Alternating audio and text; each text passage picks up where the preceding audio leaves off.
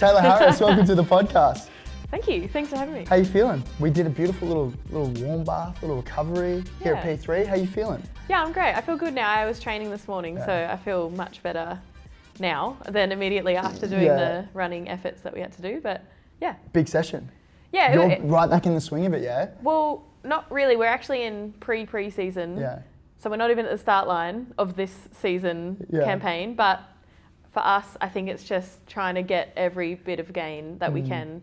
And as a team, it's easier to get these hard sessions done together than... But that's what I mean, like still a really hard session for like the preseason. I think it's just those conditioning running sets that you do that everybody knows that it's just, you see it written on the schedule and you're like, oh, that's going to be tough. Really? So it's just that kind of effort, but like all worth it. Run me through, what did it look like this morning? Because you did some big Ks, yeah? Well, it was a footy session and there was a small number of us because sometimes some sessions, everybody seems to have random things on, like a wedding or a trip or whatever during this period of time. Everyone's trying to get their holidays in before the pre-season actually starts. So sometimes there's plenty of people at the session if everyone's available, but others, it's a small group. So today there was, I think, 6 of us. Gotcha. So it was great because we got heaps of touches of the footy, but it's like very quick movement. There's not much rest time. In this preseason stage, like what are you focusing on? Because I imagine like my limited knowledge of AFL, right? Like I imagine the skills will come into a little bit closer, especially into the preseason, but now you're probably building a foundation, building a base. Yeah, I think obviously conditioning this is where you can really build your tank. So there's that. But yeah, always good to get heaps of touches of the footy. It's just going to make you better. Like if you hold the ball, it's a bit of a weird shape. So if you get a handle of that more often than not, you're going to be better for it. Do you ever think about doing like any different sports in the off season to like potentially, I don't know, complement it? But is there any like other stuff that you would like to lean into? Yeah, I'm always like happy to try everything. So yeah, I don't know. I love hanging out with friends and picking up a rugby ball, for example, and tossing it around, or soccer ball. But to actually really try, I'm not sure. I would embarrass myself. But yeah, I'm definitely always interested in trying different things. If you didn't do, if you weren't into AFL and boxing as well, but what sport do you think you would dive into? Honestly, probably NRL because I grew up in Brisbane. Yeah. And I think it was likely that had I not have started footy AFL at 5 years old, maybe I would have fallen into rugby, considering it's the rugby state up there. That's so wild. Imagine you in the NRLW. I would love it. It would be so fun, Do you reckon you would? Because I love tackling. Yeah. So, I mean, yeah, of course I would try, but I don't know if I'd be any good. Yeah, gotcha. But yeah, I think I used to play touch football at school, so I understand the concept. But yeah, I don't know. Who knows? Watch this space. I'm so excited today. I'm so excited that we got to do this. I think you're excited every day, and I love that about you. Hey, likewise. I remember seeing you when I had a coffee before. I see you had like big smile on your face. I was like, fuck, it's so good to see you. Like, because we first linked at the Whoop House. Also, love your band, by the way. Yes, Sabalenka. Yeah, this is her specialty. I got one as well. Band. It's so because what's that? Her tattoo, right? Yeah, this is her tattoo. I like it. First link to the Whoop HQ where we did a fun little Q&A there, and just been like really cool just to watch your progression from the outside, but then getting to know you over the last like year and a bit, how dialed in you are in terms of like recovery, professionalism, and then also like what you're doing outside of sport, which I think is really cool. And I'm just like, I'm pumped to see you today. I think it's going to be a fun conversation. Likewise. And so I think I do want to start with the recovery piece, because when we're at the Whoop HQ, we talked about it a lot. You're really, I don't know, you've got not a specific routine, but you've got your things that you love to do. When you are away from training, footy, intense training loads, what's a priority when it comes to recovery? What do you like to look at? Yeah, for me, sleep is the one, which Whoop helps heaps understanding that in more depth. So I think if I sleep well, then I'm over halfway there in terms of recovery and feeling better for the next session.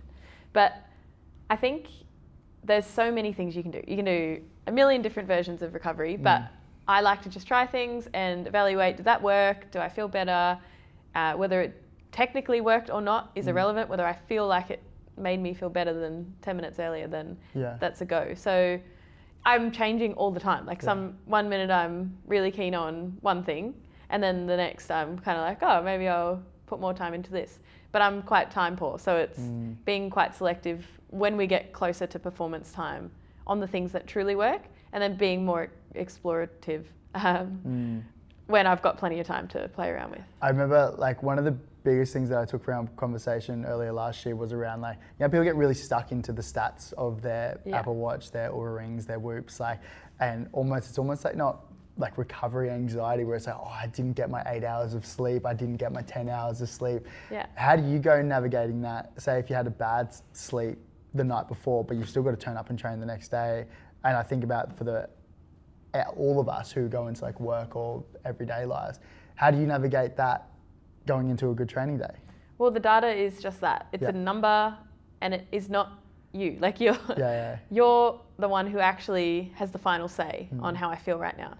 Of course, it will paint a picture to help in the assessment. But realistically, if my Whoop, for example, says that I have a bad recovery score, that's one thing to consider. But realistically, it would make sense, obviously, if I've had a massive training the day before, maybe I didn't sleep as good, it was hot weather or something like that. But realistically, I can turn that around. Like I can adapt if necessary, but if I've got to perform, there's no other option. I've just got to turn up. I might have to dial in a little bit more because maybe my brain function isn't as quick because I haven't slept as well. Anything like that is necessary to look into. But realistically, if it's kind of like, you don't think I'm recovered? Yeah. Let me show you what I can do. So, really? Yeah. Because I was thinking, because the way you were talking, I was like, I wonder if it's just like a compartmentalized thing where it's just like, this is what it's saying, I'm just going to flip the switch and go. But that last line, it was almost like, what, you think I'm 50% recovered? I'm still going to show up and do it, you know what I mean? Yeah, exactly. I think, I still have to show up and do it. Like there is no choice for me but to turn up. And I feel I am better for it always after actually just having a crack. If injuries start to become something that I need to be smart about, like obviously soft tissue injuries have a lot to do with lack of sleep or stress and things like that. That's when Whoop can be really helpful, or any of this data, or at least just being really honest with your medical team in the club, for example.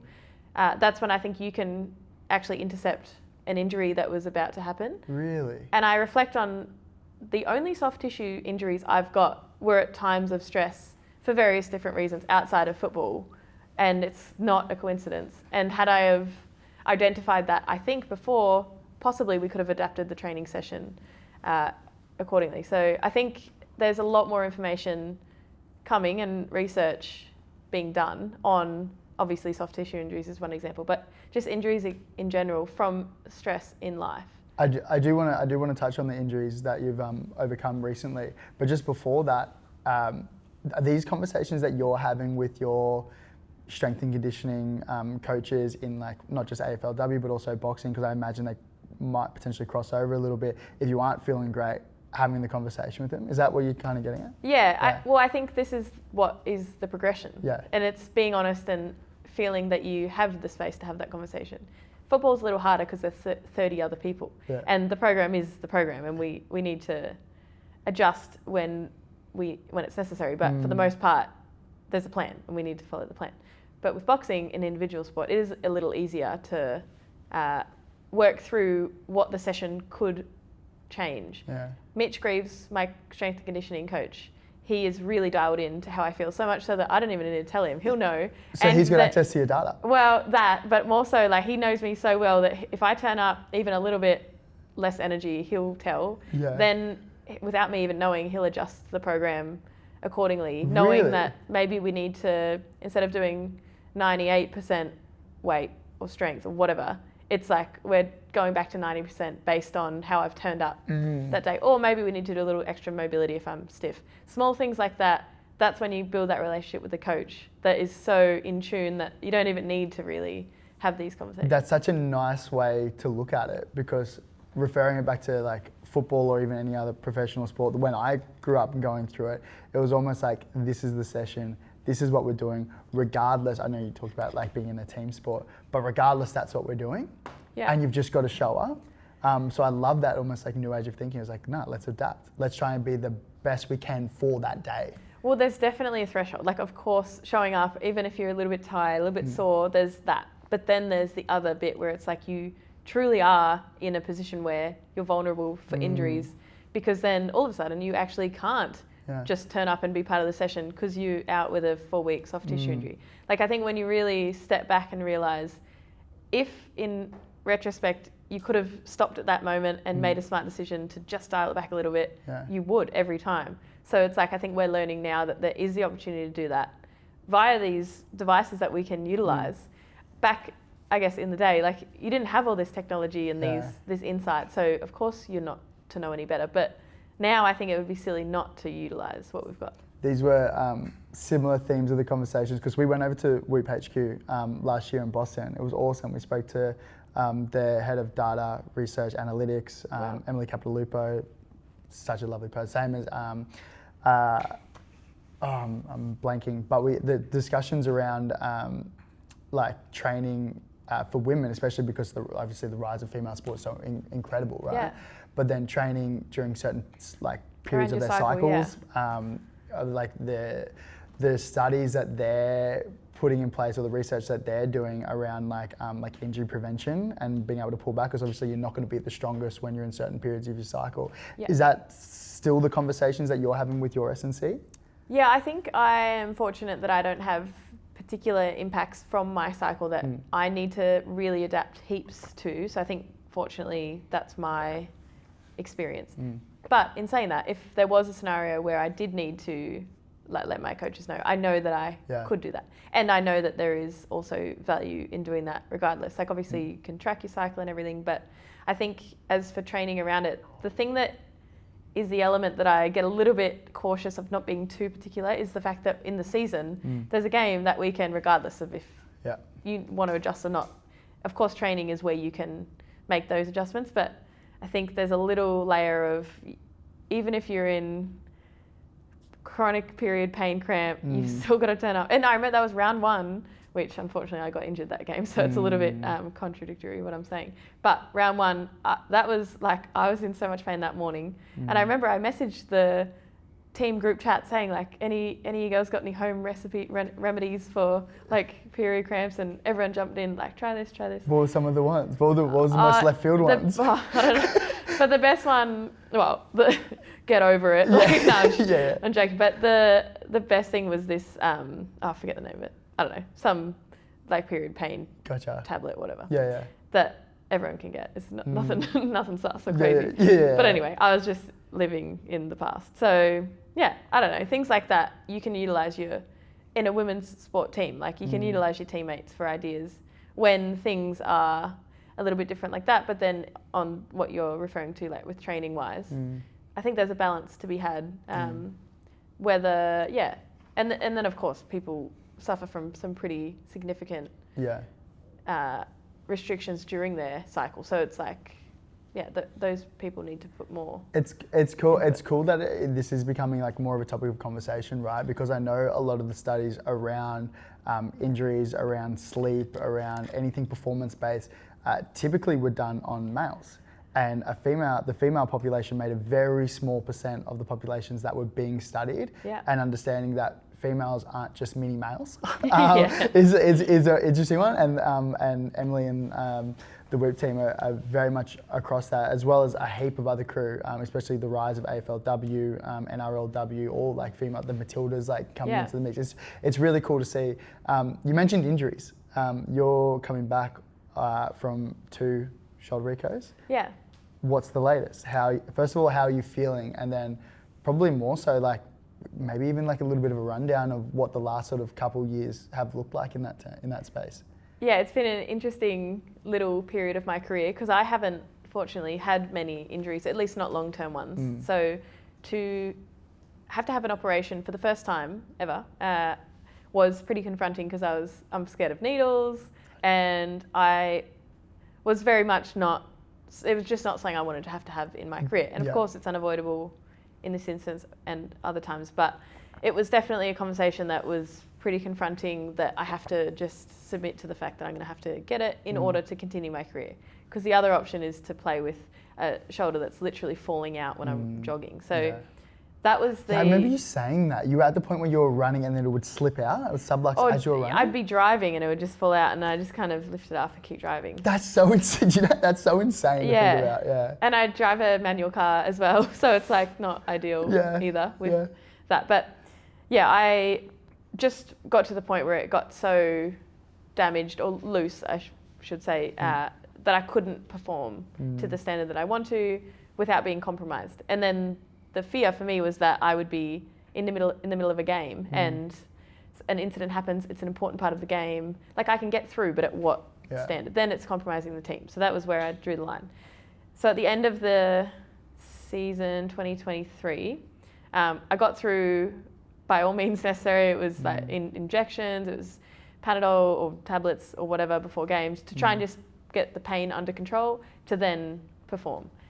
So we got to the end of that season and it was a bit of a relief. Unfortunately, I was like, my body is telling me we need to fix this situation. So that was the right side. So I went into the operation really optimistic that this was the path that I wanted to go down. I'd done heaps of understanding of what was going to happen and how long the process was going to be. And I didn't really consider how much the pain after surgery was going to Did you get the nerve block? No, Latarjet? No, nerve block on the right side. You didn't have the nerve, because I don't think I had it on the left side either. Because I had a shoulder reco as well. I had my Latarjet done, and I had the nerve block. So essentially, you don't feel anything after the surgery until like maybe the 6-hour mark, 8-hour mark, and then once it wears off, you really feel it. Maybe I did. Maybe, I don't know. I can't remember. I was just anyway. I was throwing up violently because really after the anaesthetic or whatever, I just like didn't sit well with me, so I was violently throwing up, and it was an awful experience, but it was all for the better good, the greater good. Yeah. So the surgery is what it is, whatever. We recover and then get to the point where I can actually start doing the rehab, which I was looking forward to because I was really I was like, I'm just going to get this fixed. It's 6 months or so that I'm just going to lock in, and then I'm going to be so much better for it. And then look at me go. I'm going to be able to actually play a game with a stable shoulder for the first time. Like, that was exciting. And so it all comes and goes. Rehab was perfect. Everything went really well. I got all my range back. Like, the surgeon was stoked. It was all good. You felt confident? I felt great. I felt confident. And I even went to Aspetar, which is a facility in Doha that has literally the best shoulder specialists in the world. I remember you telling me, where is Doha? In Qatar. In Qatar, yeah. Yeah, so a fair trip. Yeah. Overseas. So I spent a week there. Wow. And did all the testing you can imagine. Like, they had all this equipment. It's very high performance How did facility. you hear about it?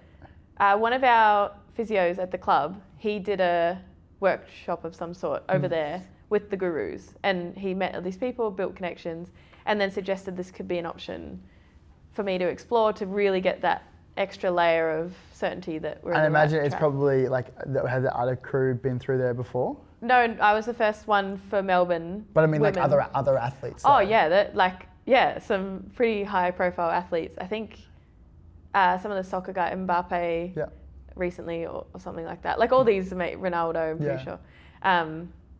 All the big deals. Gotcha. It's a place to go. But like I was just there enjoying it, meeting these incredible experts in their fields.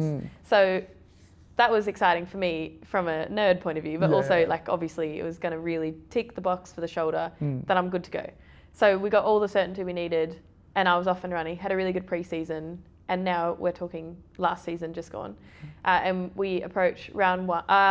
We had a preseason camp, and I dislocated my shoulder in an incident, and we had enough time. So I spent 6 weeks or so rehabbing it, getting it back strong. It was injured, but like we could conservatively rehab. Same shoulder? Other shoulder. So now we're on the left side, and so that was a bit of oh no, like what's going to happen here, because I just like came good, and I thought that one wasn't so bad. I knew it was like not in great condition, but it was going to get me through, I thought, for the rest of my career. And then, so this is the left side, we rehab, approach round one. I missed out on the practice games because it just wasn't quite the right timing. So round one was my first game back post right shoulder surgery and post left injury. And I was obviously all excited. This was round one where the period cramps came in as well. But so be it, I'm out there, and first quarter, my right side, I felt great. I was bumping people for fun. Like it was hilarious because I was just like, bring it on, come and try and bump me. And then there was an incident with the left side early on in the game, I think the first quarter. And I was running, and I think I reached, and it just sublux, and I was just like, oh, this is not good. It's literally the first 15 minutes of the season. This is not going to be an enjoyable time. And then the game goes on, and I taped the shoulder again the second time, so now it's all locked in, we thought, and then I hit the ground and dislocated in a really awkward way, like above my head. And I was really emotional, like it was heaps of pain and all that, but it wasn't the pain that I was thinking at all. It was, I in the moment knew I was out for the season. I knew I was out for the following boxing season inevitably. This is all happening within like 3 or 4 seconds of dislocating it, and it's still dislocated, and I'm on the ground thinking like I'm gonna have to have surgery again. Like I've already on the field before anyone gets to me.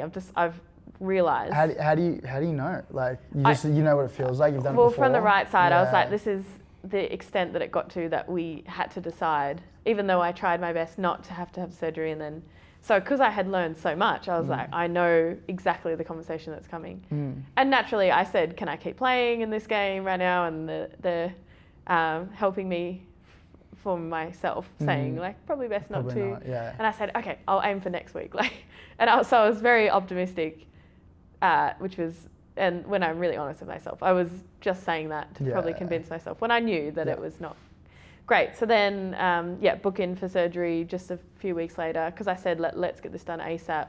Because each week, obviously, earlier is weeks more at the other end, and here we are now.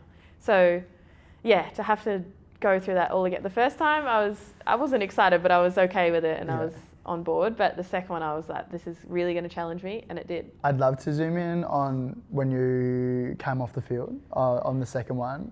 You said you knew what was coming up. What are the thoughts that come into your brain? Where does your head go? Interestingly, so I'm sitting on the bench.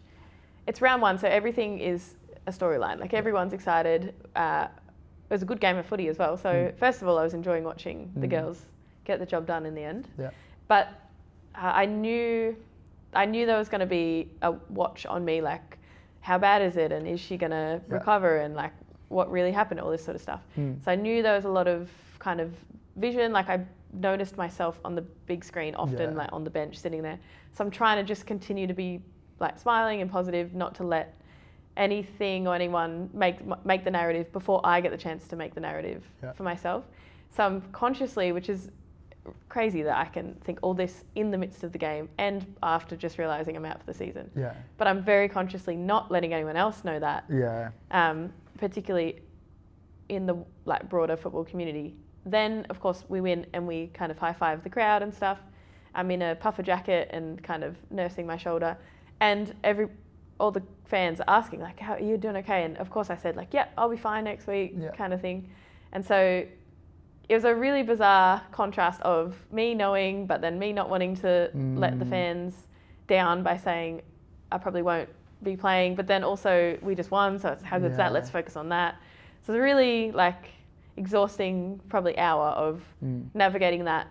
And then of course, media want to know as well, and everyone just wants to know, but without the answers, it's like I can only say what I think, and then what if there's this 1% chance that I actually could end up playing, and if I've admitted it to someone else, then I'm basically like giving in. Do you think it's harder having the media pressure there, or even fans pressure? Because it's like we put so much pressure on ourselves. I know a lot of athletes put a lot of pressure on themselves to want to get back in time. How much does the external pressure play into it as well? I think with this kind of stuff, it doesn't play a role for me at all. Like I know that I'm doing the best thing for my body, whatever that is, and it's from experts. Like whatever someone's opinion externally who isn't an expert is irrelevant in my opinion. So, but that's good from you, because a lot of people, they will take that other stuff on board 100%.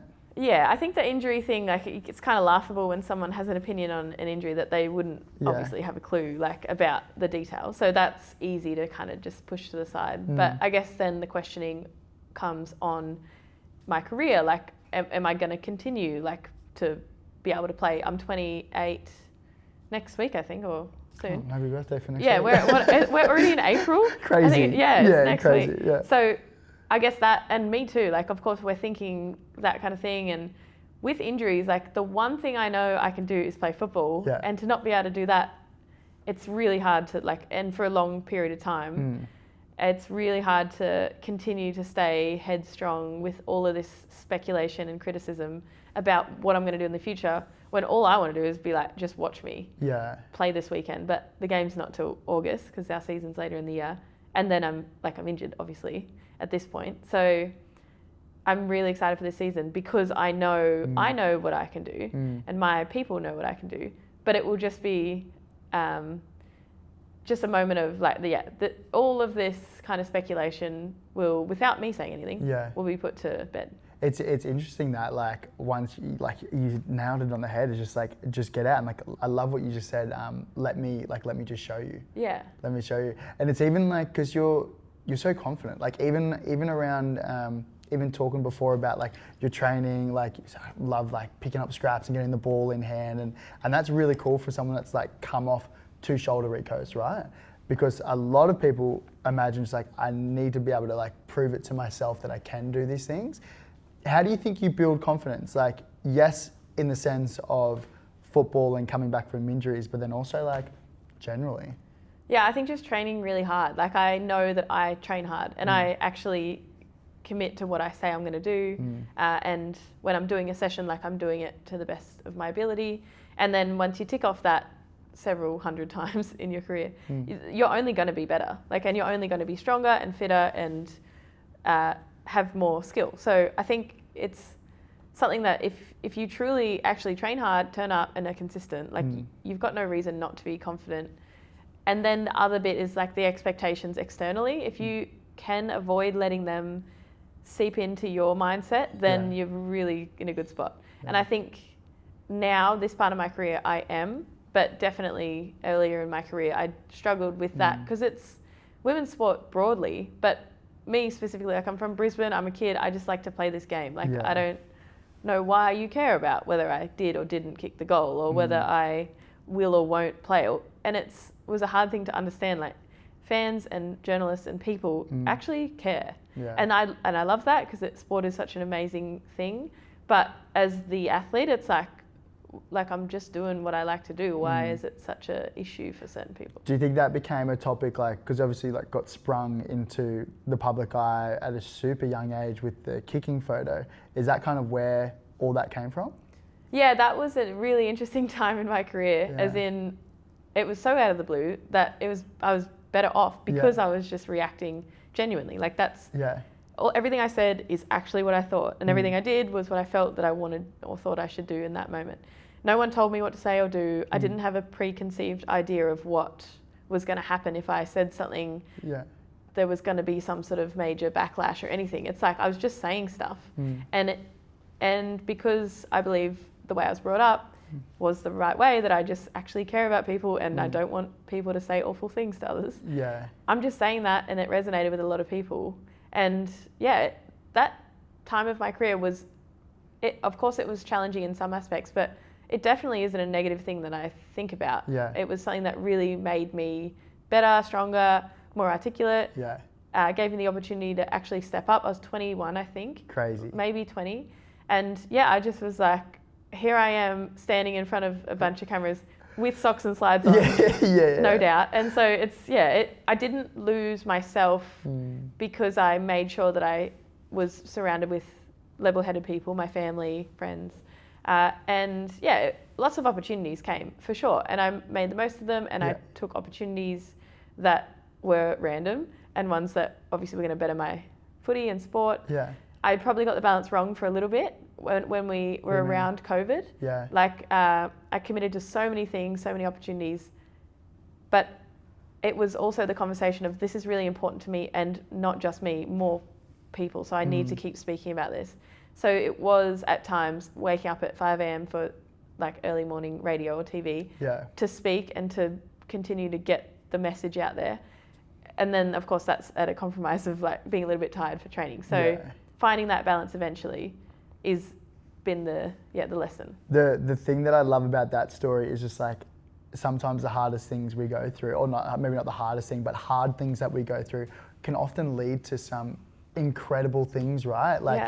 Learning about yourself. You talked about being more articulate and actually learning from it. I think that's such a cool piece, because I look at all the hard things that I've gone through in life, generally speaking, and I'm there's usually somewhere in there a positive that you can take out of it. Yeah, for sure. Yes, there is, and it might be a little harder to find on some situations, but there's something. There will be, 100%. I look back at like being like medically retired from footy, right? NRL, I was just like, oh, that sucks. Like, it's a hard thing. But then I look at it, I was like, I love what I do now so much more, respectfully. Like I love, like I get to have conversations with incredible people. I get to learn more about psychology, and there's no way, like even when I was playing, no way I'd be doing any media. I would never have thought to be in like this little space.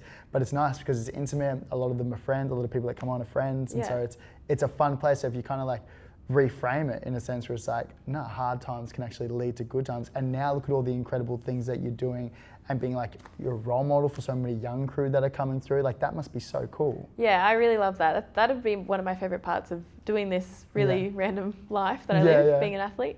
And it's short term, which is the reality. But I think, the ability to be a role model for younger kids, like 5-year-olds or even, teenagers is an important period for them to have positive role models and people to look up to, leading a healthy lifestyle fundamentally. And then of course there's 18-year-olds that come into our program who I literally see most days, who I would love to influence in a positive way and help them feel safe and comfortable in our environment. What are the things that you'd like to pass down? I mean, obviously, like work hard, all this sort of stuff, cliche. But I think the bit where you can actually work out who you are through this process. Like one season or your first season, perhaps you're a certain way, or your care is in some things, maybe TikTok, for example. So the 18-year-olds coming in. Yeah, and you spend a lot of time like doing that and whatever. But it's like it's okay to go through that thing, because I know I like spent heaps of time on social media and whatever a few years ago, and now I think back and I'm like, I don't need to do that anymore.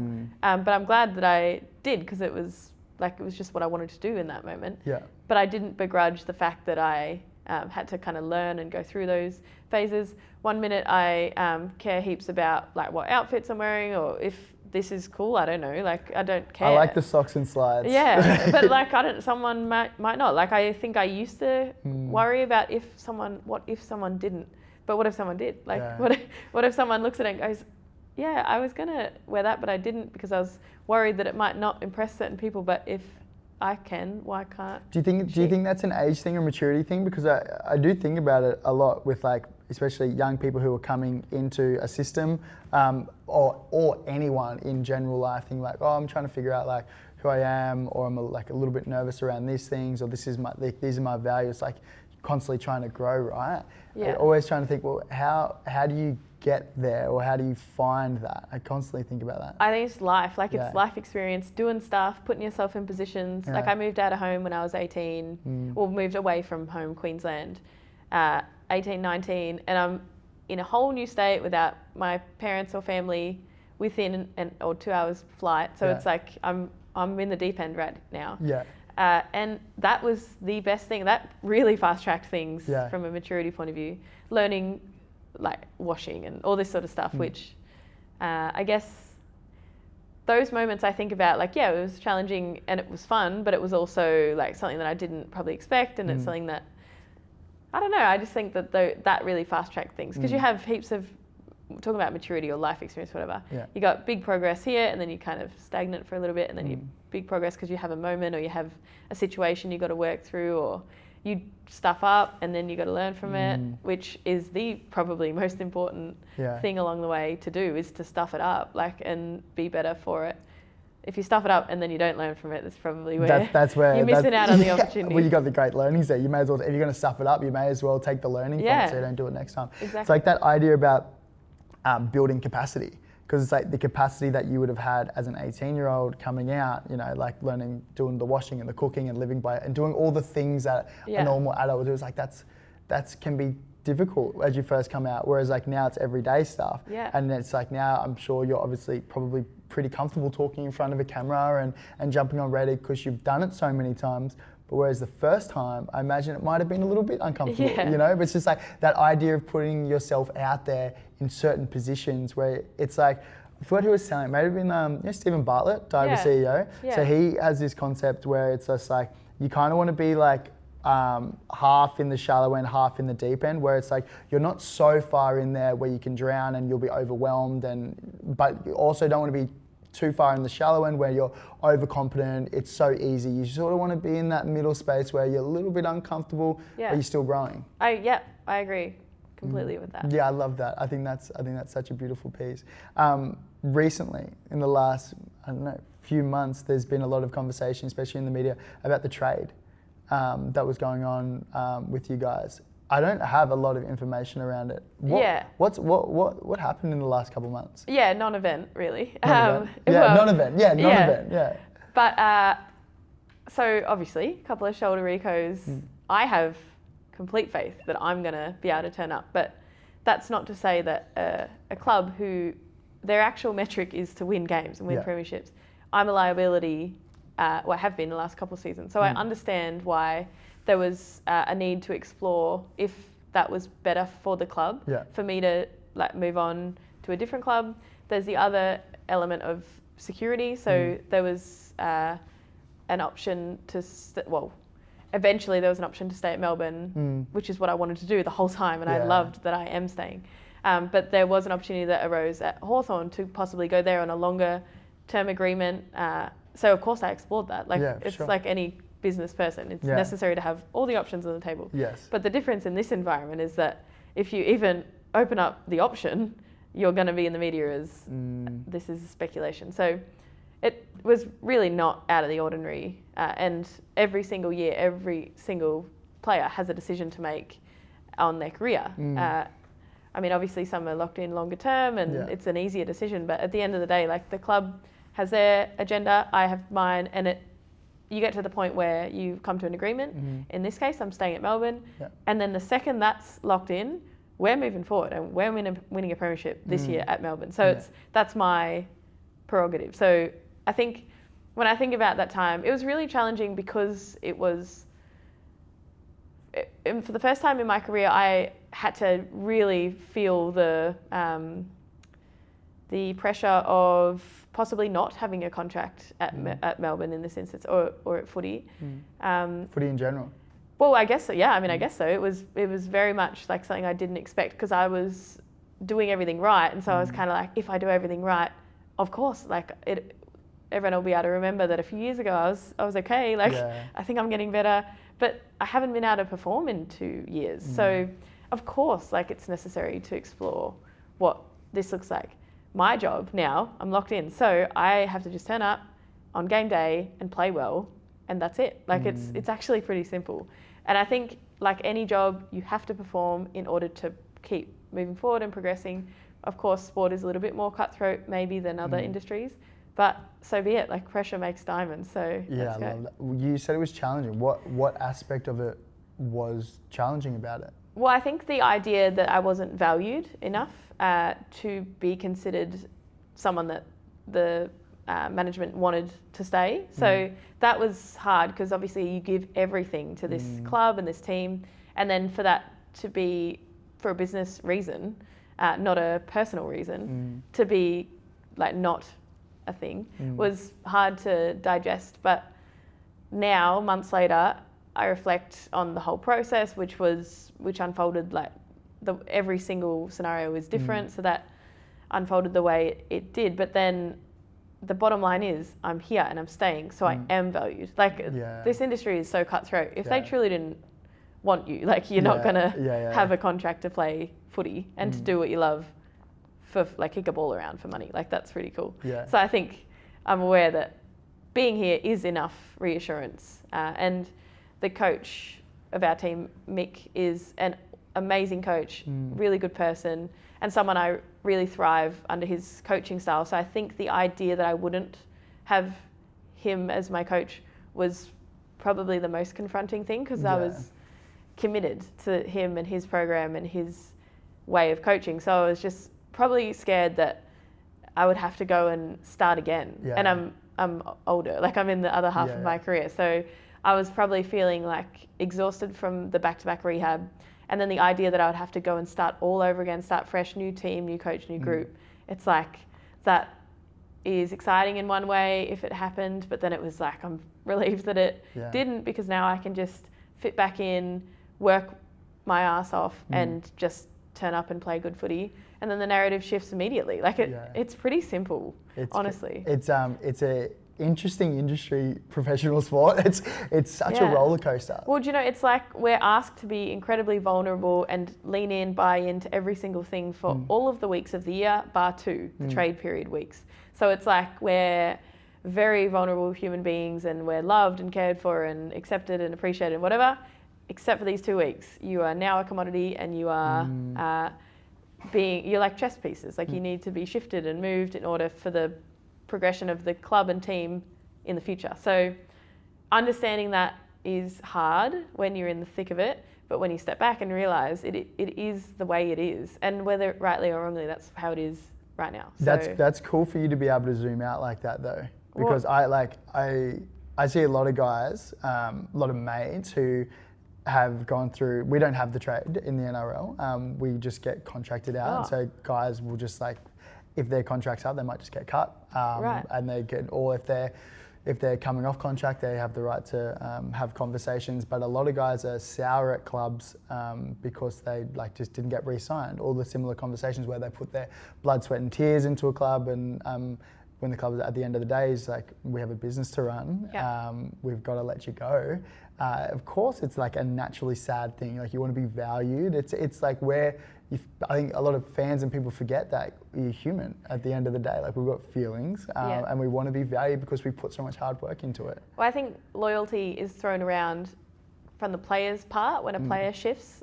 Often that they question on their loyalty to the team or club or whatever. And it's like when you really dive in, there are also elements of loyalty from the business and the club point of view that have kind of missed the mark, if that's what we're going off. Loyalty. So that is one thing that I think has shifted in world sport at the moment. It's that loyalty piece is different now that it's truly a business, and this can be your lifestyle, soon to be complete lifestyle for women's sports, we hope. But yeah, definitely something that I have had to work through, and I say this now, but in a few months ago, or even possibly weeks ago, I was definitely feeling not... I don't know what the word to describe it. Like I was feeling hurt. And so now to move beyond that and to be able to reframe how I'm thinking about this opportunity coming up in this season has taken a lot of work and a lot of conversations and a lot of rebuilding of relationships. But I feel like I'm at a good spot now. And we're approaching the proper season beginning, and there's a lot of turnover within the staff of Melbourne specifically and in the club broadly. And so for me, it's a blank canvas. Like let's all start again. Like let's all start fresh. And footy is pretty much a merry-go-round, and everyone kind of gets on and off at certain times. So you never know who you're gonna cross paths with again. So it's important to try and keep relationships strong. And when there are challenges, like to actually have a conversation about it, not be sour and step away, which I can guarantee I would have done a few years ago because it's easier. But now I'm having the conversation and asking what this means, why that happened, and how I can be better in that scenario, for example. It's a very mature way of thinking. There was a part in that conversation where you were around unsure, like if footy was even going to be a thing, if there was even going to be a contract there. And what popped into my mind, what gets thrown around a lot, is the identity piece. I'm a professional athlete. I'm a professional AFL player. Dabble in boxing. I'm an athlete. What comes to mind when you think of identity, and do you think you've structured or like tied sport to your identity? Yeah, great question. I have spent my entire career trying not to be only one thing. And not only being an AFLW player, but I guess we can step back and not an athlete. So obviously boxing as well is also my career. So I've got, boxing and footy are both paths that I intend to continue to pursue all out and make my career. But then, of course, as we know with injury, that can get taken away really quick. And that was, that got reassured to me most recently. And I'm glad that I spent time exploring what else I'm interested in, random things, like I'm a wedding celebrant, That's like, also so cool, by the way. Yeah, just a thing that I just did, like a course that I did, so now I can do that, so that's one option.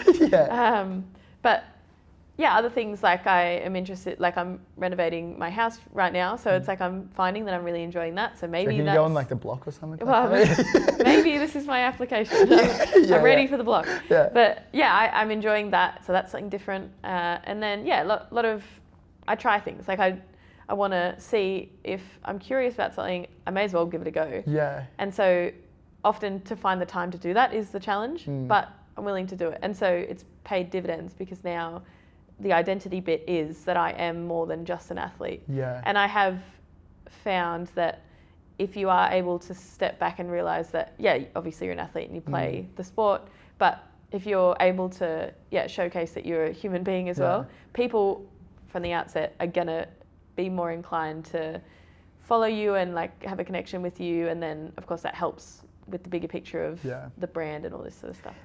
It's almost like having like layers as a human. Like the most interesting people that I talk to have multiple layers. They're not just AFL players, they're not just NRL players. Last time I was in Melbourne, had a conversation with Isaac Quaynor, who's like loves his social media, modelling fragrances, and it was a big conversation around that, was doing stuff outside of footy. He's like, guess what? Makes me a better athlete because I have time to actually get away and do things I love.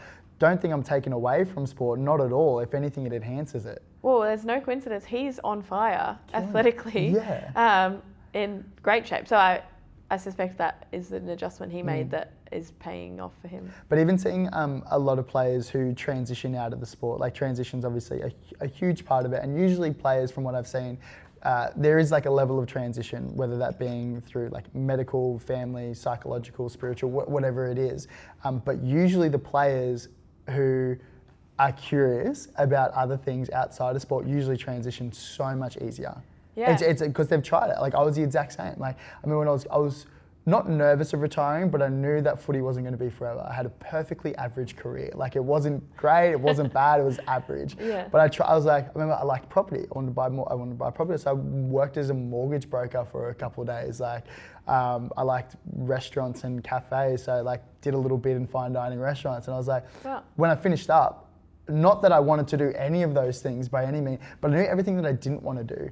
So when I finished up, I was like, I'm curious about psychology, curious about like helping mates transition out, and mental health and suicide prevention. So what does that look like? And all those themes were there. And then once the idea of like studying psychology, the mental health podcast and sport podcast, because two things I love, and then also like helping players transition out of sport through the RLPA, it's just like, well, that's it.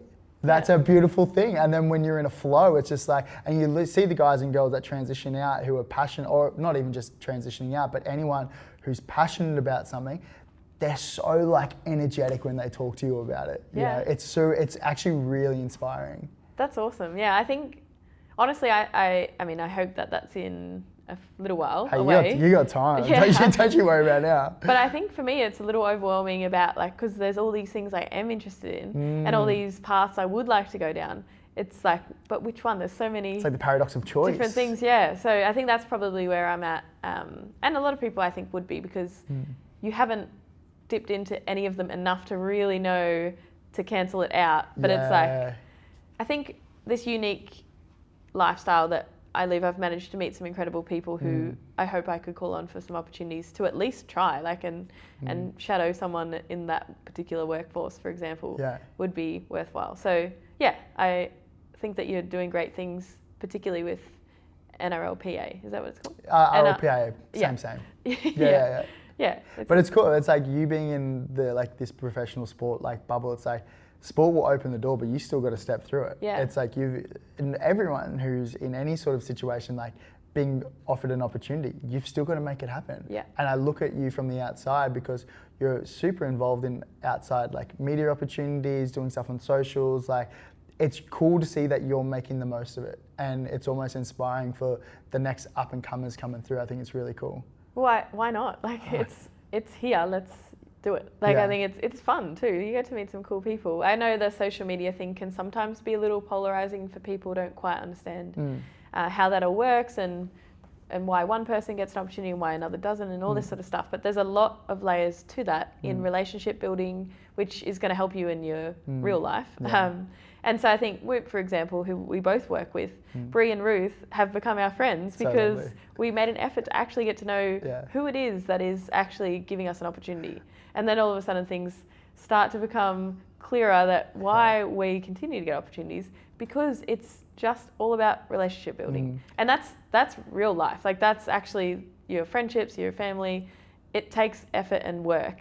And then all these other little things come along the way. But it's also fun because you like just start becoming friends with crew. It's not like people think like networking, and I remember when I was young, I was like networking. It was like, it sounds so like, I don't know, like step away and not close, but it's like friendship. Like when me and you and Bree were messaging the other night, like, why is everyone so responsive on a Friday night? Like, isn't everyone on the piers? Like, no, we're all just like getting takeaway and like having a like easy night at like 7 or 7:30 at night. But it's true, and then you take away the expectation. Like I don't have this relationship with Bree or Ruth, for example, for anything. It's because they're cool people. I like to hang out with them. And of course they happen to be in this role right now with Whoop, but who's to say that soon they might not be doing something else in life and there isn't actually a business crossover, but I still want to maintain that relationship. And that's where the authenticity and being genuine comes in.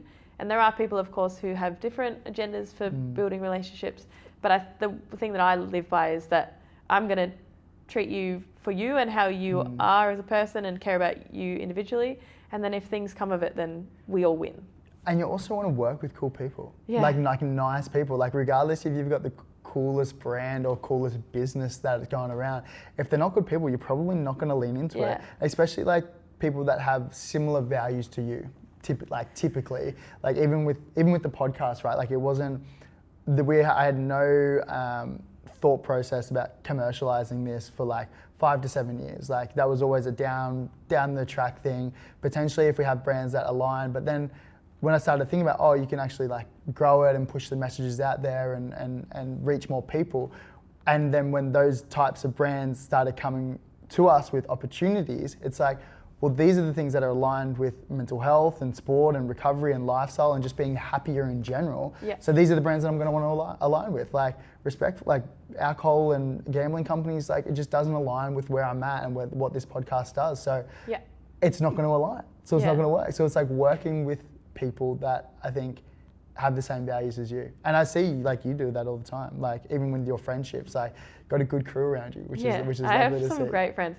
I feel that I have won the friend lottery, and I have some really great, amazing people that I love and love me, and I just feel that I'm in a really good spot with my circle of people. And I often reflect on that, and I appreciate them, and I tell them. That's the other bit. Tell your friends that you love them. Really, I love that. And people just show up. Like, it's such a cool thing. And in sport, it's really tangible for your friends to show up to the game, for example. Obviously, that's a real thing to see. But friends who aren't athletes, it's actually still easy to show up for them in other capacity if you listen, like actually hear them, what they're doing, what they're excited about. And it's small things. It doesn't have to be huge gestures.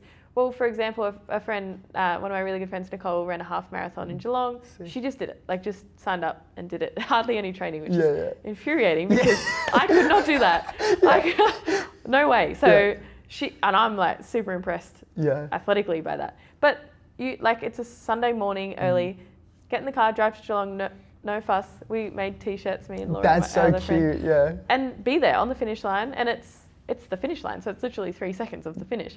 But to be there and show up is the thing. Like, it's not about, the breakfast after or whatever, because you can always do that. It's about just turning up on the moment and how powerful that is for people.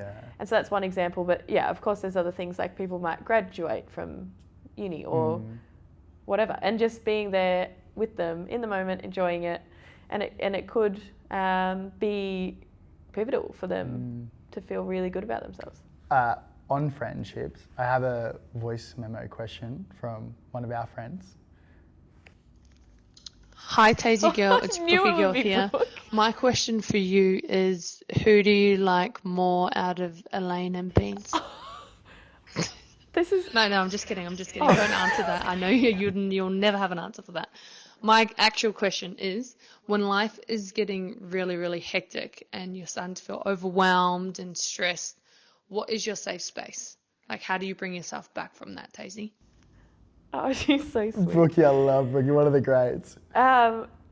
Thank you for the question, and I will not be answering part A. 2 little doggos that we love. I will let everyone know it's Elaine's birthday today, 4th birthday. Happy birthday. We'll sing a happy birthday afterwards.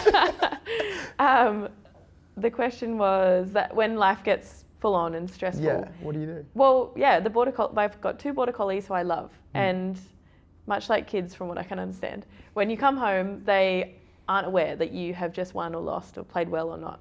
And so they're the same and consistent all the time. So when I come home and I've had a stressful day or a busy day or whatever, just hanging out with them, because all Elaine wants is the ball to be thrown, and all Beans wants is to be patted. So it's pretty simple with them. So I think they're a really good way for me to decompress and just take my mind off everything and worry about them, because they're living things and I am everything to them. So it's a nice feeling. And whether we go for a walk or just play in the backyard, it doesn't matter. But I'd definitely say spend time with them, because animals in general, dogs for me, are so powerful and amazing, and they pick up on stuff. Yeah. They're understudied, because we need to know they know more than we think they do. Yeah, they got so much love to give. Yeah. Yeah, I love that. That's such a beautiful piece. Before we do wrap things up, there's one thing that I do want to know. Like, say if you didn't have any limits, sky does not exist. Does not exist. Sky's the limit. There's that one. This is a Mean Girls quote, anyway, you didn't get it. What would be your biggest goal if you could do anything in the world? Oh, great question. There's so many I've said plenty of times I still want to win a world championship in boxing, be world champion, and to win more premierships. Ideally, win a premiership every single year. That would be a great thing. It's a great goal. I'd like to have. But something a little left field. If I could spend the time doing it, I would go and win gold in discus at the Olympics. A gold medal. Really? Yeah, I spin around like a helicopter and launch that couple of kilo thing. What the hell? That's so left field. Why not? Yeah. Imagine why not? It'd be fun to win a medal in the Olympics, but then I think about but what? It's maybe discus would be fun. But because in school I would. Do you have a discus? Yeah, obviously we're good at discus. I bought one, and then I did my shoulders. So. Well, maybe they're tight, they're all tightened up exactly. now. Now I'm screwed in. Yeah. Now I'm reinforced and ready to rock and roll. So who knows? That might be on the cards. Yeah, imagine that little off-season Olympics at LA. Well. LA could be a beautiful thing. Let's see. Tay, I love this. This has been great. This has been so fun. Is there anything else that you'd like to touch on before we wrap it up? Nothing in particular, but just thanks for letting me come on and chat, and I appreciate you being a friend, because I feel like this is going to come across much more organic than perhaps if we've met for the first time today. Yeah. I feel like having spent time with you over the last year and a half has been really valuable to this conversation being really genuine. So thank you. No, thank you. I love everything that you've been putting out. You're such an incredible role model. I think from the first time we met, I was just the first thing I thought was this chick is so just genuine. You weren't putting on a show for everyone, just super genuine, super authentic. So I've loved this conversation. I love what you're putting out there. Good luck this season. I just can't wait to see you smash it. Thank you. Thanks, Appreciate you. Cheers. And we're done. That's it. Thank you. How you feeling?